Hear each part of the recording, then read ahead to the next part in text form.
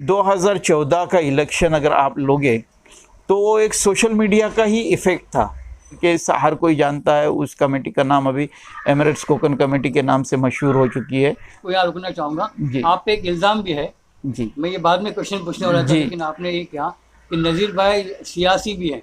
जी हुसैन दलवाई साहब है, लेकिन वो राज्यसभा से मुंसलिक होने की वजह से लोगों में नहीं वो है।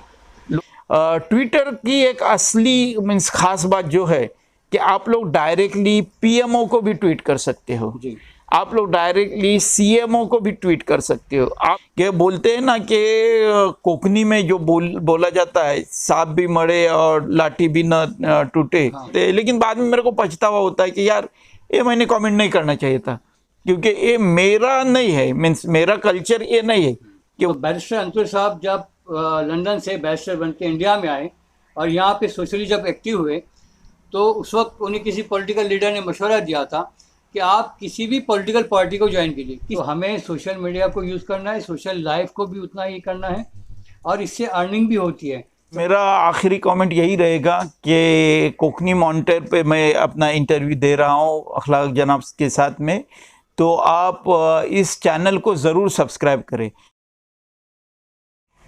अस्सलाम वालेकुम नाज़रीन, आज हमारे साथ कोकनी मॉनिटर चैनल पे ख़ास मेहमान हैं जनाब नज़ीर हुजुक साहब। नज़ीर साहब अस्सलाम वालेकुम। वालेकुम अस्सलाम, आपका इस्तकबाल है। जज़ाकल्लाह खैर। नज़ीर हुजुक साहब, ये एक तरह से बहुत सारे यानी कहेंगे मल्टी फंक्शनल पर्सनैलिटी हैं। इनका शॉर्ट इंट्रोडक्शन या तारुफ ये है कि इसी गांव से प्राइमरी यानी इनके गांव में अभी मौजूद हूँ, इनके मकान की टेरेस पर वनीपुरात, जिसका तालुका है मानगांव तालुका, डिस्ट्रिक्ट रायगढ़, और महाड़ से करीब है। यानी रायगढ़ डिस्ट्रिक्ट के साउथ के आखिरी पार्ट में। यहाँ से बैरिस्टर अब्दुल रहमान अंतुर साहब का गांव काफ़ी नज़दीक है। अभी कुछ दिन पहले दुबई से आए हैं और सोशल मीडिया पे बहुत मशहूर शख्सियत है। बहुत सारे, इनको हज़ारों नहीं बल्कि लाखों लोग जानते हैं।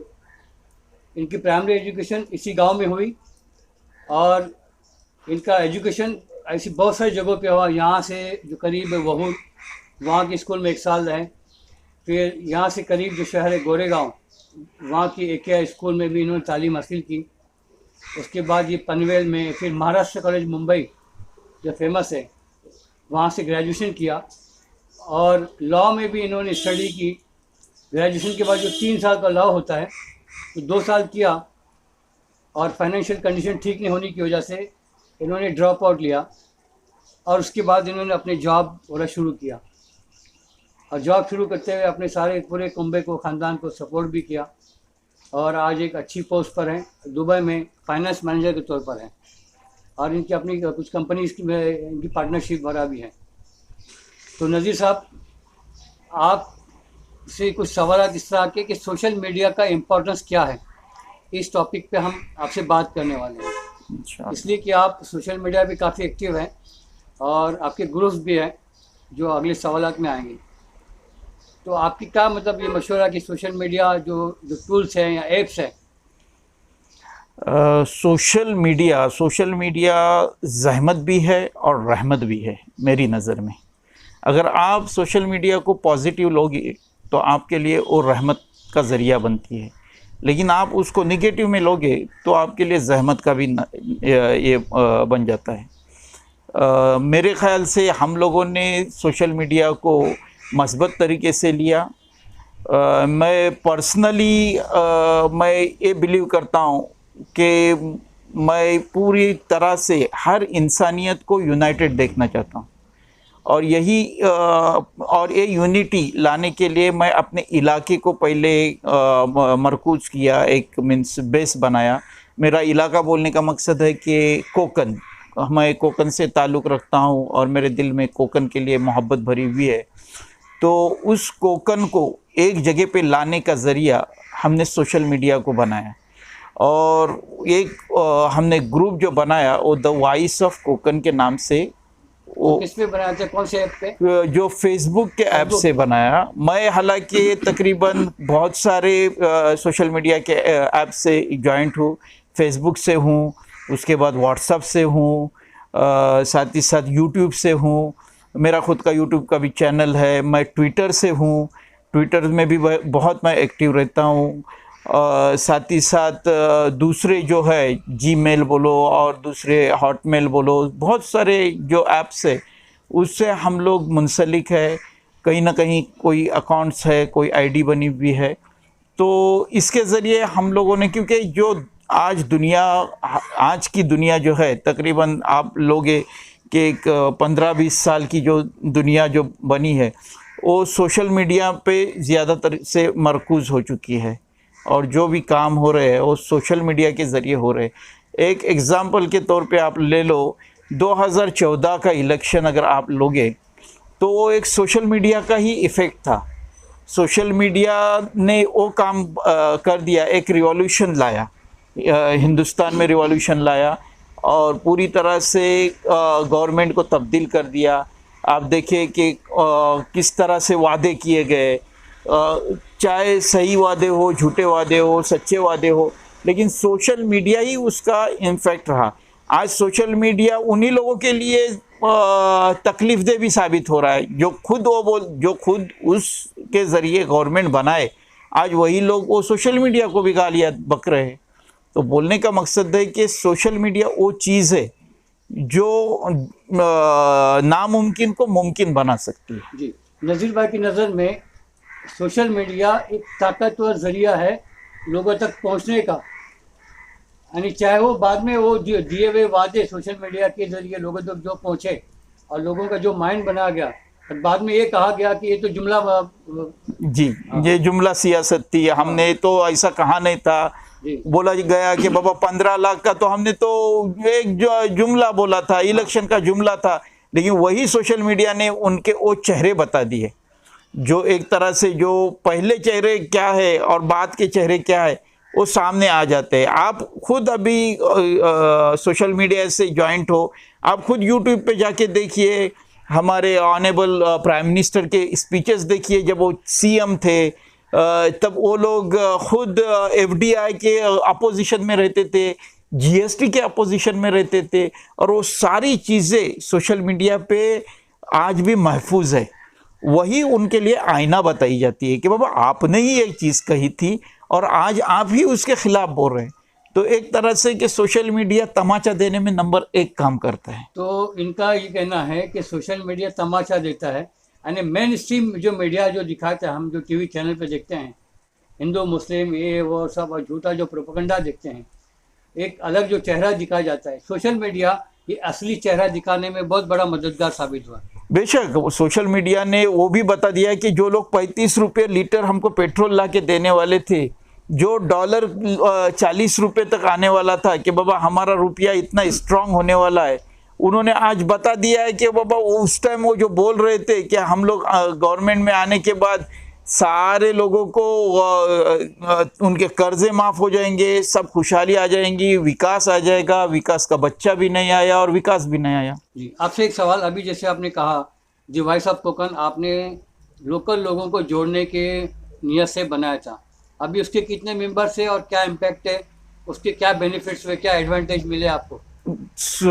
वॉइस ऑफ कोकन हम लोगों ने 2011 में बनाया। मुझे याद है 18 सितंबर को हम लोगों ने वो तकरीबन दुबई के 11 बजे वो हमने क्रिएट किया है ग्रुप। और वो ग्रुप क्रिएट करने का मकसद जो हम लोगों का था वो एक यूनिक मकसद था। हम लोग उस वक्त तक देखते थे कि कोई मुस्लिम ग्रुप बना हुआ है, कोई दूसरे रीजन का ग्रुप बना, मीन्स इसका ग्रुप बना है, कुछ गांव का, ज़िले का, तालुके का या मखसूस ज़ात का, ये इन सब से हट के हम लोगों ने बोले नहीं, हम लोग कोकनी है और हम लोग कोकनी है और हमारी जो मेंटेलिटी है कोकन की, स्पेशली कोकन रीजन, वो एक एकजहती के लिए एक मिसाल है, एकजहती की मिसाल है। यहाँ पर हिंदू, मुस्लिम, सिख, ईसाई, हर कोई हर जात, बुद्धिस्ट बोलो, कोई भी, सब एक साथ रहते हैं। कोई अगर बाहर का शख्स आ जाए तो पहचान नहीं पाता है कि ये कौन सी जात से है। तो उस जात को हमको प्रमोट, मीन्स उस कोकन को हमको प्रमोट करना था इंटरनेशनल लेवल पर, ग्लोबल लेवल पर। और वो चीज़ हमने द वॉइस ऑफ कोकन बना के लोगों के सामने ला के खड़ा कर दिया। आज अल्हम्दुलिल्लाह वॉइस ऑफ कोकन बनने के बाद तकरीबन आज की डेट में 98,900 प्लस उसके मेंबर्स है। हालांकि ये मेंबर्स की तादाद आज 1.25 लाख के ऊपर गई हुई थी। उसको फेसबुक ने एक नया ये निकाला कि जो लोग एक्टिव नहीं है उनको खुद ब खुद फेसबुक ने कट कर दिया, डिलीट किया। तो उसमें तकरीबन हमारे 20-25 हज़ार मेंबर्स कट हो गए जो एक्टिव नहीं थे, और वो एक्टिव न होने की वजह से उनको वॉइस ऑफ कोकन से फेसबुक ने ही हटा दिया।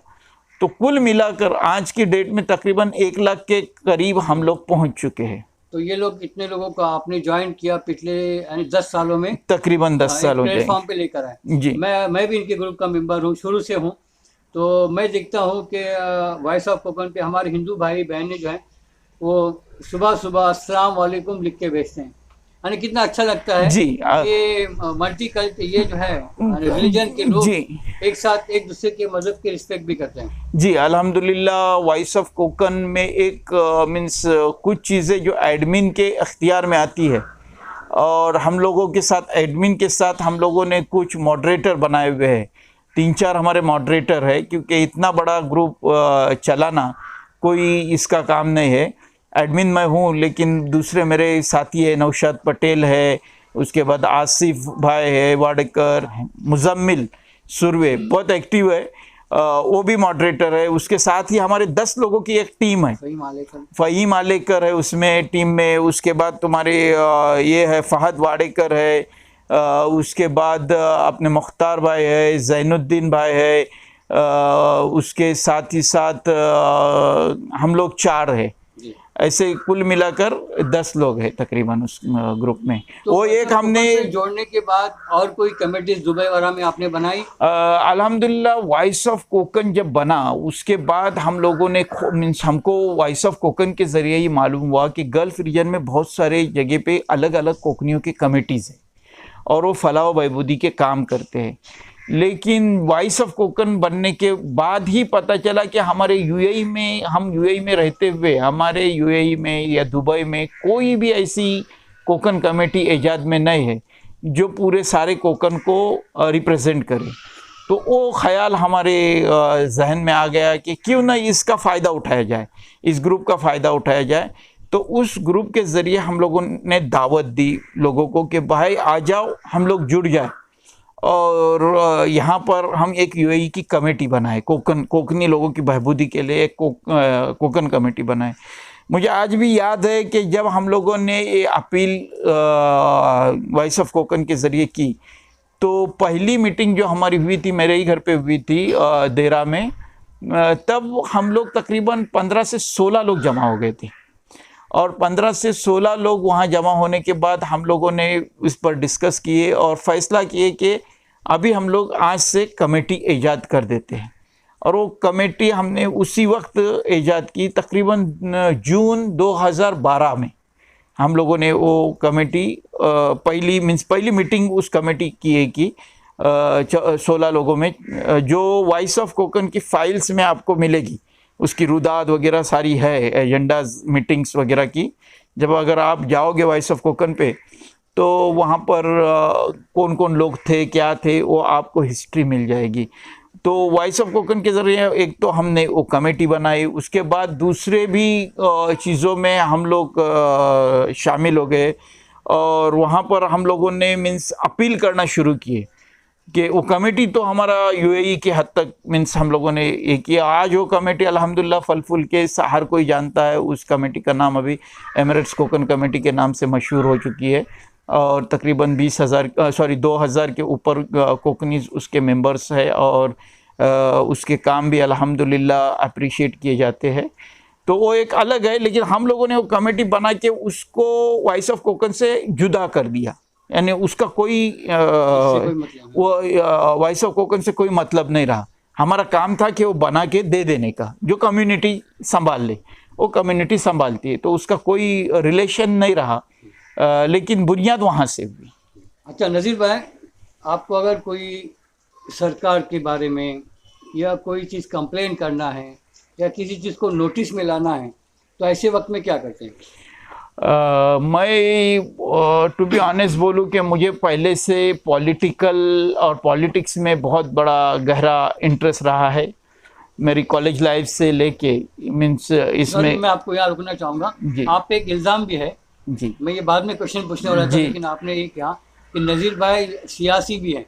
जी जी, मैं सियासी भी हूँ और समाजी भी हूँ। सियासी इसलिए हूँ कि मैं चाहता हूँ कि मेरे कोकन की कौम में सियासी बेदारी पैदा हो। मेरे बहुत सारे आर्टिकल्स आपने देखे होंगे, आते हैं उर्दू पेपर्स में, आते हैं कोकन की आवाज़ में, आते हैं अक्सर कोकन में, आते हैं दूसरे उर्दू टाइम्स में आते हैं। उसके बाद रायगढ़ का आवाज़, उसमें भी मैंने सियासी ये लिखा था और उसका इफ़ेक्ट भी आप लोगों ने देखा है कि कैसा हुआ। लोगों ने अल्हम्दुलिल्लाह, मेरा एक आर्टिकल तो मैंने दिया था तो उसके तकरीबन हज़ारों कॉपीज़ लोगों ने निकाल के उनके गांव के इलेक्शन में डिस्ट्रीब्यूट किए थे और उसका इफ़ेक्ट बहुत गहरा हो गया था लोगों के ऊपर, क्योंकि मैंने वो हकीकत पेश की थी कि मेरी कौम जो आज अगर कोकन में आप जाए और देखें कि कोकनियों का जो मैं जिस कम्युनिटी से बिलोंग्स करता हूँ, मुस्लिम कम्युनिटी से, तो उसका कोई भी अंतुले साहब के बाद कोई भी नेतृत्व नज़र नहीं आता है। बेशक दलवाई साहब है, हुसैन दलवाई साहब है, लेकिन वो राज्यसभा से मुंसलिक होने की वजह से लोगों में नहीं हो है। जो मीन्स बोला जाता है कि लोगों का प्रतिनिधित्व यानी रिप्रेजेंटेटिव, वो चीज़ नहीं है। तो ऐसी कोई भी शख्सियत आज आप देखो, मैं आया हूँ यहाँ दुबई से आया हूँ, मैं बैनर्स देखता हूँ, इधर हमारे रायगढ़ में, मैं दापोली में भी बीच में गया था, जिधर उधर बैनर्स देखता हूँ, कहीं भी मेरे कम्युनिटी का चेहरा मुझे नज़र नहीं आया कि जो मेरी कम्युनिटी को रिप्रेजेंट करे, ऐसा कोई नहीं आया। इसलिए मैं पॉलिटिक्स में जाके लोगों की मीन्स लोगों में सियासी बेदारी पैदा करना चाहता हूँ और यही मेरा मंशा रहता है। तो इस वजह से कि मैं पॉलिटिकल अपलिफ्टमेंट जो पैदा हो, इसके लिए मैं ट्विटर को अपना टूल्स सियासी टूल्स बनाया हूँ। ट्विटर को सियासी टूल्स इसलिए बनाया हूँ कि मेरा मैसेज डायरेक्टली अथॉरिटीज़ तक पहुँच जाए, अथॉरिटीज़ उस पर रिएक्ट करें। ट्विटर की एक असली मीन्स खास बात जो है कि आप लोग डायरेक्टली पीएमओ को भी ट्वीट कर सकते हो, आप लोग डायरेक्टली सीएमओ को भी ट्वीट कर सकते हो, आप लोग अपने एमएलए को ट्वीट कर सकते हो, एमपी को ट्वीट कर सकते हो, वो डायरेक्टली उनको मैसेज चला जाता है। हमारा काम है कि उनको मैसेज देना, वो मैसेज वहाँ तक पहुँच जाता है। उसका रिएक्शन क्या आता है वो तो दूर की बात है, मीन्स जो अपने को जो ये है, लेकिन हमारा आज तक ये रहता था कि बाबा हमारा कोई भी मैसेज अपने लीडर तक कैसा पहुँचे, तो उसके लिए ज़रिए ट्वीट बहुत बेहतरीन, मेरे ख्याल से अच्छी चीज़ है। फिर वो मैं ट्वीट वहाँ करने के बाद उस ट्वीट की लिंक मैं वॉइस ऑफ कोकन पे शेयर करता हूँ, क्योंकि वहाँ पर अल्हम्दुलिल्लाह तकरीबन 1 लाख फॉलोअर्स है उस ग्रुप के, तो वो चीज़ लोगों तक पहुँच जाती है कि मैंने कौन सी बात की। अल्हम्दुलिल्लाह लोगों का भी मेरे को बहुत अच्छा सपोर्ट मिलता है। अब भी रिसेंटली एक मैं बात बताता हूँ ट्विटर के ज़रिए, हाँ मेरे को एक कुवैत से एक भाई ने मेरे को मैसेज किया कि आप ट्वीट करो, आपके ट्वीट का कोई ये होता है, रिएक्शन आ जाता है। मेरे को नहीं मालूम था, लेकिन उन्होंने कहा कि आपके इसका रिएक्शन आता है, तो आप हम लोगों को प्रॉब्लम आया है एसबीआई का, स्टेट बैंक ऑफ इंडिया का जो ये है ऑनलाइन का ये था, और वहाँ से मीन्स लोगों के पैसे ट्रांसफ़र नहीं हो रहे थे, ओटीपी का मसला था, तो उन्होंने बोला कि आप ट्वीट करो। मैंने वो ट्वीट किया और मैंने टैग किया स्टेट बैंक ऑफ इंडिया को, ऑफिशियल उनका ट्विटर है। अल्हम्दुलिल्लाह उसका असर ऐसा हुआ कि दूसरे या तीसरे दिन उनके ऑफिशियल ट्विटर से मेरे को रीट्वीट किया गया और उसमें बता दिया गया कि हम लोगों ने इस पर एक्शन लिया है, इंशाल्लाह तुम्हारा मीन्स ये हो जाएगा। और वो चीज़ सामने आई कि ट्विटर का फ़ायदा कितना है, तो वो ट्विटर के ज़रिए हम लोग हमारी बात वहाँ तक पहुँचा सकते हैं। अभी ट्विटर की बात निकली है तो रिसेंटली आप देख रहे हैं जो किसान आंदोलन चल रहा है किसानों का, और जिन लड़कियों ने खासकर मैं कहूँगा आवाज़ उठाई किसान को इंटरनेशनली सपोर्ट किया, जिसमें वो थुम्ब क्या कौन सी कनाडा की एक जो लड़की है, और उसका जो ट्विटर हैंडल के जरिए उसने जो टैग किया है, फिर हमारे यहाँ की बेंगलोर की जो है दिशा रवि जी जी, उन्होंने वो अपने हैंडल को अपने करेक्शन करके दिया, तो उसका इम्पैक्ट के पीएम ऑफिस भी हिल गया, पूरी सरकार, भारत सरकार हिल गई, उनको जेल में जाना पड़ा, 5 दिन की पुलिस कस्टडी वगैरह। उसने ये भी कहा कि अगर किसानों को सपोर्ट करना देशद्रोह है तो फिर मैं देशद्रोही हूँ। तो ये ट्विटर का ये इतना असर है, इतना पावरफुल टूल है। लेट डाउन प्रोसेस जो लेंदी है, सरकार से डॉक्यूमेंटेशन करते रहो, आरटीआई लिखते रहो, लेकिन उससे super fast let down process अपनी जगह पे, लेकिन सुपर फास्ट जो इम्पैक्ट होता है वो सोशल मीडिया में ट्विटर का भी उतना ही है।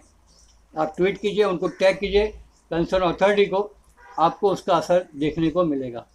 तो इन शॉर्ट सोशल मीडिया का ये पावरफुल है, इसका प्रॉपर यूज़ कीजिए।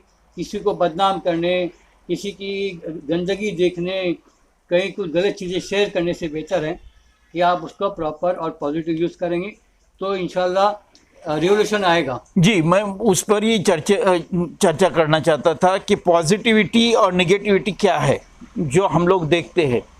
आप लोग सोशल मीडिया पे देखो कि कमेंट्स, आप जाओ कि कोई न्यूज़ लिंक पे जाओ, वहाँ पर कमेंट्स आते रहते हैं। मैं यूजुअली एनडीटीवी और लोक सत्ता बोलो, लोकमत बोलो, या तो टाइम्स ऑफ इंडिया, इन लोगों के इसमें ज़्यादातर कमेंट्स वगैरह किया करता हूँ और वहाँ पर मेरे को भी कमेंट्स मिलते रहते हैं। लेकिन आज अगर आप जाओगे तो वहाँ पर आपको सामने वाले की मेंटेलिटी नज़र आ जाती है। हाँ। आज जो नफरत फैलाई गई है जो नौजवानों में, वो वहाँ पर आपको साफ नज़र आ जाएगी। जी। उनके कमेंट्स में ही आप समझ जाओगे कि ये किस तरह से इसकी मेंटली इसको ये किया गया है, मीन्स वॉश किया गया है। आप कोई ऐसी चीज़ डालो कि कोई चीज़, मैं किसी पार्टी का ये नहीं लेता हूँ कि बाबा जवाहरलाल नेहरू ने, पंडित जवाहरलाल नेहरू ने ऐसा एम्स का ये किया, उस पर कमेंट्स उसको अप्रिशिएट करने के बजाय उसको सीधा जवाहरलाल नेहरू को डायरेक्टली मुसलमानों की औलाद तक बना के रखते हैं, उनको कैरेक्टर को असैसिनेट किया जाता है उस तरह से। तो ये चीज़ है, वो निगेटिविटी है। इन चीजों से हम लोगों को बचना चाहिए। तो इन चीजों को जवाब देने के लिए हमको जी, इनको जवाब हमको देना है, लेकिन उनकी लैंग्वेज में जवाब नहीं देना है। हाँ। हमको जो जवाब देना है डिप्लोमेटिकली देना है, हंसते हुए देना है, और सबसे बेहतर और अच्छी लैंग्वेज में देना है कि सामने वाला शर्मिंदा हो जाए। कि बोलते हैं ना कि कोकनी में जो बोला जाता है, सांप भी मरे और लाठी भी न टूटे। हाँ। उसके बारे में कि कुछ है, मैं अभी भूल रहा हूँ, लेकिन वो मीन्स उस मिसाल के मस्तक अपने को अपना रिएक्शन देना चाहिए, न कि उसने बोला है कि वो गलत लैंग्वेज में अपनी कम्युनिटी को ये करते हैं तो वो लैंग्वेज में हम उसको जवाब दे, नहीं, उसको वो लैंग्वेज में जवाब दे के कुछ फायदा नहीं। खाली हम अपने मौजूद जबान में मतलब जवाब जरूर है, जवाब जरूर दे। प्रेजेंटेशन वहाँ पे बहुत जरूरी है। हमारा कैरेक्टर हमारे कमेंट से नजर आ जाता है कि हम लोग क्या है। बेशक मैं भी कई दफा मैं खुद भी गुस्से में आ जाता हूँ, मैं मेरे खुद के भी कमेंट्स कभी कभी ऐसे हो जाते हैं, लेकिन बाद में मेरे को पछतावा होता है कि यार ये मैंने कमेंट नहीं करना चाहिए था, क्योंकि ये मेरा नहीं है, मीन्स मेरा कल्चर ये नहीं है कि उसको उसकी लैंग्वेज में जवाब दे। तो उससे बचते हुए बेहतर से बेहतर लैंग्वेज इस्तेमाल करें। जी, अभी जैसे इन्होंने कहा था, अंतुली साहब का नाम लिया था, तो बैरिस्टर अंतुली साहब जब लंदन से बैरिस्टर बन के इंडिया में आए और यहाँ पे सोशली जब एक्टिव हुए, तो उस वक्त उन्हें किसी पॉलिटिकल लीडर ने मशवरा दिया था कि आप किसी भी पॉलिटिकल पार्टी को ज्वाइन कीजिए, किसी भी कहा था। उन्होंने भले कांग्रेस को ज्वाइन किया और पॉलिटिकल पार्टी को ज्वाइन करने के बाद एक बड़ा प्लेटफॉर्म मिला। तो social work with political approach के साथ में आपने देखा कि वो महाराष्ट्र के सीएम बने, फिर हमारे सेंट्रल गवर्नमेंट ने हेल्थ मिनिस्टर बने, और भी बहुत सारे पोर्टफोलियोज उनके पास रहे और एक बहुत ही रिस्पेक्टेड मतलब उनकी लाइफ गुजरी। तो हमें सोशल मीडिया को यूज़ करना है, सोशल लाइफ को भी उतना ही करना है, और इससे अर्निंग भी होती है। सपोज आप यूट्यूब पे आ रहे हैं, रेगुलर आपके वीडियोज़ आएंगे, यूट्यूब के रूल्स को फॉलो करेंगे तो आपको 2 पैसा अर्निंग भी होगी। आप अदर जो सोशल मीडिया के हैंडल्स हैं, फेसबुक के ज़रिए भी कमा सकते हैं, आप इंस्टाग्राम के ज़रिए भी कमा सकते हैं, आपका ट्विटर अकाउंट होना भी लाजमी है। इन सारी चीज़ों को, टूल्स को यूज़ करते हुए आप इसको कमर्शियल भी जा सकते हैं। तो ये इसका पॉजिटिव इम्पैक्ट है। हम अगर बात करेंगे तो काफ़ी दूर तक जाएगी, तो बेहतर हम यहीं पर इसको स्टॉप करेंगे। और आपको कुछ आइडियाज़ और समझ में आ गया होगा, तो आप आइए और निगेटिव चीज़ों को यूज़ न करें। कौन कितना गिर रहा है, कौन इसका मिसयूज़ कर रहा है, कौन किसको बदनाम कर रहा है, उस चीज़ को न करते हुए आप बेहतर से बेहतर उसका सही इस्तेमाल करें। नज़ीर भाई, आपकी तरफ से आखिरी कमेंट। मेरा आखिरी कमेंट यही रहेगा कि कोकनी मॉनिटर पे मैं अपना इंटरव्यू दे रहा हूँ अखलाक जनाब के साथ में, तो आप इस चैनल को ज़रूर सब्सक्राइब करें। इस चैनल को सब्सक्राइब करने से अखलाक भाई को भी फ़ायदा होगा, आपको भी फ़ायदा होगा और हमको भी फ़ायदा होगा कि हमारे मैसेजेस आप तक पहुँच जाएंगे और उसको इंशाल्लाह उसी के साथ में आप हमारे द वॉइस ऑफ कोकन को भी ज्वाइन कीजिए। जज़ाकल्लाह खैर, सलाम अलैकुम। थैंक यू, बहुत बहुत शुक्रिया नज़ीर भाई, आप सभी का काफ़ी शुक्रिया। आपने वीडियो पूरा देखा। जिन्होंने अभी तक सब्सक्राइब नहीं किया वो सब्सक्राइब करें, लाइक करें, शेयर करें। Thank you very much.